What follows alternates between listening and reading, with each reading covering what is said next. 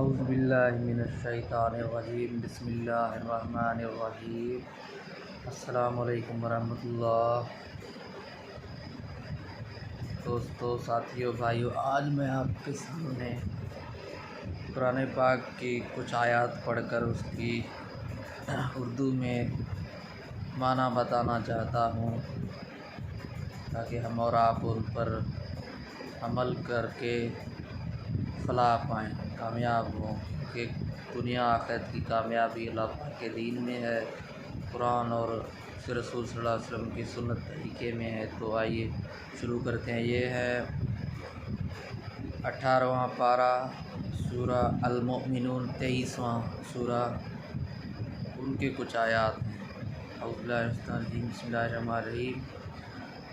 اللہ کے نام سے جو سب پر مہربان ہے، بہت مہربان ہے۔ قد افلح المؤمنون، ان ایمان والوں نے یقیناً فلاح پا لی۔ الذین هم فی صلاتہم خاشعون، جو اپنی نماز میں دل سے جھکنے والے ہیں۔ یہ خشوع کا ترجمہ ہے۔ عربی میں خضوع کے معنی ہے ظاہری اعضاء کو جھکانا، اور خشوع کے معنی ہے دل کو عاجزی کے ساتھ نماز کی طرف متوجہ رکھنا۔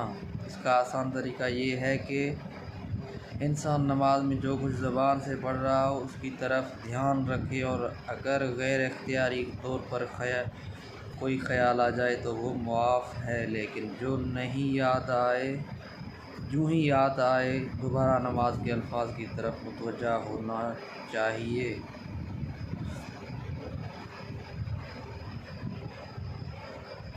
والذین هم عن اللغو معرضون، اور جو لغو چیزوں سے منہ موڑے ہوئے ہیں۔ لغو کی معنی ہے، لغو کا مطلب ہے بیکار مشغلہ، جس میں نہ دنیا کا کوئی فائدہ ہو نہ آخرت کا۔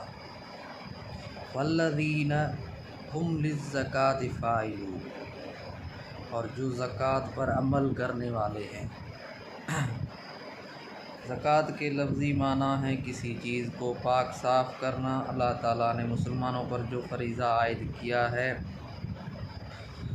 کہ وہ اپنے مال میں سے کچھ حصہ غریبوں کے لیے نکالیں، اسے زکوٰۃ اس لیے کہا جاتا ہے کہ اس سے ان کا باقی مال بھی پاک صاف ہو جاتا ہے، اور ان کے دلوں کو بھی پاکی حاصل ہوتی ہے۔ یہاں زکوٰۃ سے مراد وہ مالی فریضہ بھی ہو سکتا ہے، اور اس کے دوسرے معنی بھی مراد ہو سکتے ہیں، یعنی اپنے آپ کو برے اعمال اور اخلاق سے پاک صاف کرنا۔ اس کو تزکیہ بھی کہتے ہیں۔ قرآن کریم نے یہاں زکوٰۃ کے ساتھ ادا کرنے کے بجائے زکوٰۃ پر عمل کرنے والے کا جو لفظ استعمال فرمایا ہے، اس کی وجہ سے بہت سے مفسرین نے یہاں دوسرے معنی کو ترجیح دی ہے۔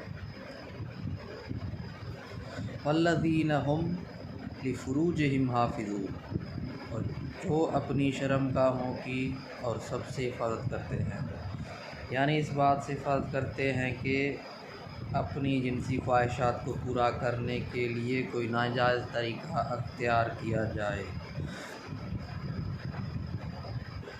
الا علی ازواجہم او ما ملکت ایمانہم فانہم غیر ملومین، سوائے اپنی بیویوں اور ان کنیزوں کے جو ان کی ملکیت میں آ چکی ہوں، کیونکہ ایسے لوگ قابل ملامت نہیں ہیں۔ اس سے مراد وہ کنیزیں ہیں جو شرعی احکام کے مطابق کسی کی ملکیت میں آئی ہوں، لیکن آج کل ایسی کنیزوں کا کوئی وجود نہیں رہا۔ فمن ابتغى وراء ذلك فأولئك هم العادون، ہاں جو اس کے علاوہ کوئی اور طریقہ اختیار کرنا چاہیں تو ایسے لوگ حد سے گزرے ہوئے ہیں، یعنی بیوی اور شرعی کنیز کے سوا کسی اور طریقے سے اپنی جنسی خواہش پوری کرنے کی کوشش کرنا حرام ہے۔ وما علینا الا البلاغ، اللہ پاک عمل کرنے کی توفیق عطا فرمائے۔ اللہم صلی علی محمد وعلی آل محمد۔